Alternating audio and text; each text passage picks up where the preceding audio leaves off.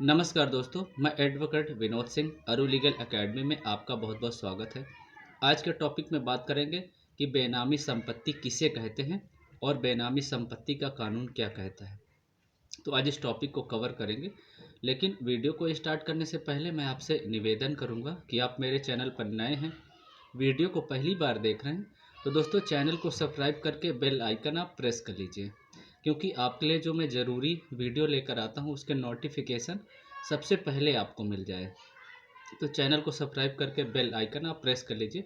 तो चलिए बात करते हैं कि जो बेनामी संपत्ति कानून है 1998 संसद द्वारा पारित किया गया कानून है। तो इसके अंतर्गत वो लोग आते हैं जो लोग काला बाजारी करके कोई भी संपत्ति बनाते हैं, प्रॉपर्टी खरीदते हैं और उसको इनकम टैक्स में नहीं दिखाते, तो वो संपत्ति जो आती है बेनामी संपत्ति की श्रेणी में आती है।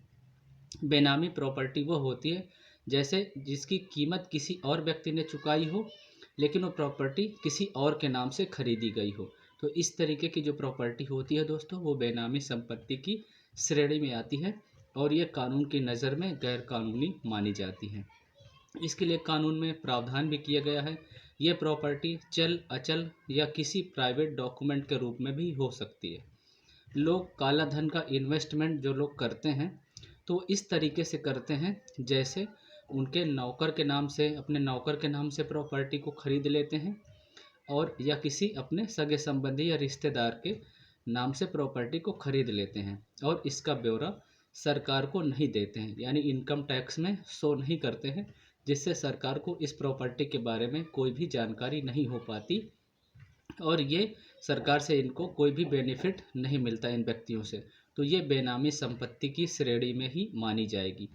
यदि प्रॉपर्टी बच्चे या पत्नी के नाम से खरीदी गई है, लेकिन उस संपत्ति का जो ब्यौरा है उसको इनकम टैक्स में नहीं दिखाया गया है, तो ये भी संपत्ति बेनामी प्रॉपर्टी के नाम से ही मानी जाएगी। क्योंकि जो आप प्रॉपर्टी खरीदते हैं, जो लोग इनकम टैक्स के दायरे में आते हैं, तो उनको ये दिखाना ज़रूरी होता है जिससे सरकार को इस बात की जानकारी हो सके कि ये जो संपत्ति है किस व्यक्ति के पास कितनी प्रॉपर्टी है। तो इसको बारे में यदि आप कोई भी पैसा कमाते हैं अपनी मेहनत से, तो वो जानकारी सरकार के पास होनी चाहिए। लेकिन अगर गैर कानूनी तरीके से कमाते हैं तो ये भी सरकार के पास जानकारी होनी चाहिए, क्योंकि आप इनकम टैक्स रिटर्न भरते हैं तो इससे सरकार को पता चल जाता है। लेकिन अगर कोई इस तरीके का अपराध करता है, कोई बेनामी प्रॉपर्टी खरीदता है, तो ये कानून की नज़र में गैर कानूनी है और इसके लिए सज़ा का भी प्रावधान किया गया है दोस्तों। जो बेनामी संपत्ति एक्ट 1998 संसद द्वारा पारित कानून है, इसके अंतर्गत अगर कोई भी व्यक्ति इस तरीके का अपराध करता है, अपराध में लिप्त पाया जाता है, तो जो सज़ा है 3 साल से लेकर 7 वर्ष की जेल हो सकती है ऐसे व्यक्ति को, और जुर्माना लगाने का भी कानून में प्रावधान किया गया है। तो दोस्तों इस तरीके के इलीगल कार्य करने से बचें, क्योंकि कानून में इस तरीके के जो लोग कार्य करते हैं उनके लिए सख्त सज़ा का प्रावधान किया गया है। और जैसे कोई भी व्यक्ति इस तरीके की जो संपत्ति होती है उसका प्रूफ नहीं देता, तो सरकार उस तरह के लोगों की प्रॉपर्टी को जब्त कर लेती है।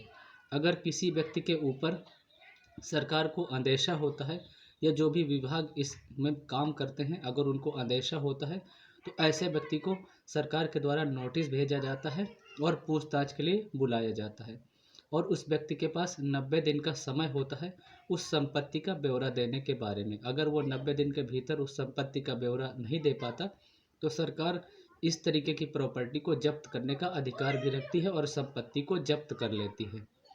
क्योंकि व्यक्ति अगर लीगल तरीके से प्रॉपर्टी को खरीदा है तो बिल्कुल उस प्रॉपर्टी के बारे में डॉक्यूमेंट दिखा पाएगा, लेकिन अगर व्यक्ति ने गैर कानूनी तरीके से पैसे को अर्जित किया है तो उस पैसे को वो व्यक्ति जो है जारी नहीं कर पाएगा, सरकार को दिखा नहीं पाएगा लीगल तरीके से। तो इसको जांच करने के लिए 4 विभाग बनाए गए हैं, 4 अथॉरिटी बनाई गई हैं, जिनके माध्यम से जो सरकार पता करती है जो व्यक्ति अंदेशे में आता है। तो जो पहला विभाग है वो इनिशिएटिव ऑफिस है और जो सेकंड डिपार्ट है वो अप्रूविंग अथॉरिटी है और थर्ड आता है एडमिनिस्ट्रेटिव अथॉरिटी, फोर्थ है एडजुडिकेटिंग अथॉरिटी।